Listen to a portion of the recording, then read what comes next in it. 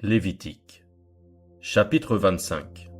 L'Éternel parla à Moïse sur le mont Sinaï et dit : Parle aux enfants d'Israël, et tu leur diras : Quand vous serez entrés dans le pays que je vous donne, la terre se reposera. Ce sera un sabbat en l'honneur de l'Éternel. Pendant 6 années, tu ensemenceras ton champ. Pendant 6 années, tu tailleras ta vigne et tu en recueilleras le produit. Mais la 7e année sera un sabbat, un temps de repos pour la terre, un sabbat en l'honneur de l'Éternel. Tu n'ensemenceras point ton champ et tu ne tailleras point ta vigne. Tu ne moissonneras point ce qui proviendra des grains tombés de ta moisson, et tu ne vendangeras point les raisins de ta vigne non taillée. Ce sera une année de repos pour la terre.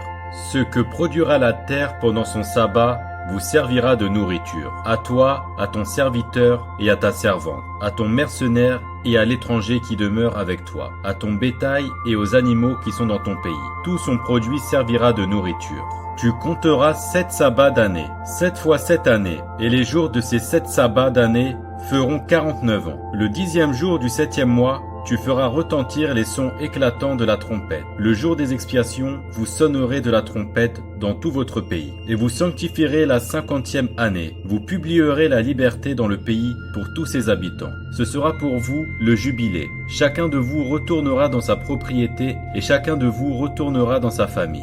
La 50e année sera pour vous le jubilé. Vous ne sèmerez point, vous ne moissonnerez point ce que les champs produiront d'eux-mêmes.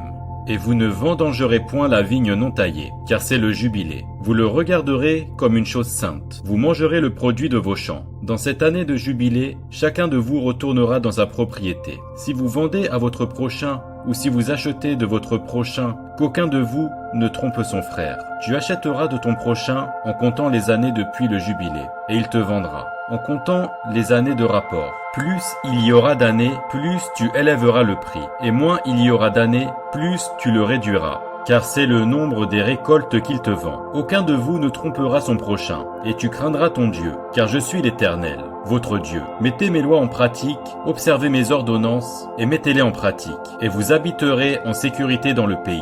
Le pays donnera ses fruits, vous mangerez à satiété, et vous y habiterez en sécurité. Si vous dites : Que mangerons-nous la 7e année, puisque nous sèmerons point et nous ferons point nos récoltes? Je vous accorderai ma bénédiction la 6e année, et elle donnera des produits pour 3 ans. Vous sèmerez la 8e année, et vous mangerez de l'ancienne récolte, jusqu'à la nouvelle récolte. Vous mangerez de l'ancienne. Les terres ne se vendront point à perpétuité, car le pays est à moi, car vous êtes chez moi, comme étrangers et comme habitants. Dans tout le pays dont vous aurez la possession, vous établirez le droit de rachat pour les terres.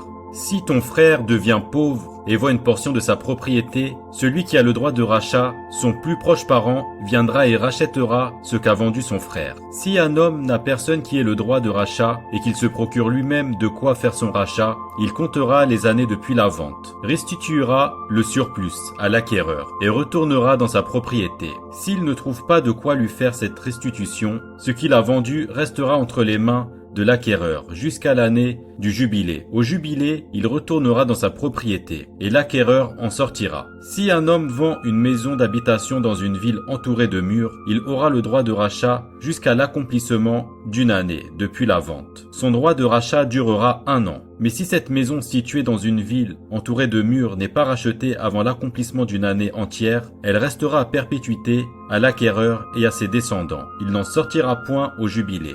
Les maisons des villages, non entourées de murs, seront considérées comme des fonds de terre. Elles pourront être rachetées et l'acquéreur en sortira au jubilé. Quant aux villes des Lévites et aux maisons qu'ils y posséderont, les Lévites auront droit perpétuel de rachat. Celui qui achètera des Lévites une maison sortira au jubilé de la maison vendue et de la ville où il l'a possédée. Car les maisons des villes des Lévites sont leur propriété au milieu des enfants d'Israël. Les champs situés autour des villes des Lévites ne pourront point se vendre, car ils en ont à perpétuité la possession. Si ton frère devient pauvre et que sa main fléchisse près de toi, tu le soutiendras. Tu feras de même pour celui qui est étranger et qui demeure dans le pays, afin qu'il vive avec toi. Tu ne tireras de lui ni intérêt ni usure. Tu craindras ton Dieu, et ton frère vivra avec toi. Tu ne lui prêteras point ton argent à intérêt, et tu ne lui prêteras point tes vivres à usure. Je suis l'Éternel, ton Dieu, qui vous ai fait sortir du pays d'Égypte, pour vous donner le pays de Canaan, pour être votre Dieu. Si ton frère devient pauvre près de toi et qu'il se vende à toi, tu ne lui imposeras point le travail d'un esclave. Il sera chez toi comme un mercenaire, comme celui qui y demeure. Il sera à ton service jusqu'à l'année du jubilé. Il sortira alors de chez toi, lui et ses enfants avec lui, et il retournera dans sa famille, dans la propriété de ses pères, car ce sont mes serviteurs que j'ai fait sortir du pays d'Égypte. Ils ne seront point vendus comme on vend des esclaves. Tu ne domineras point sur lui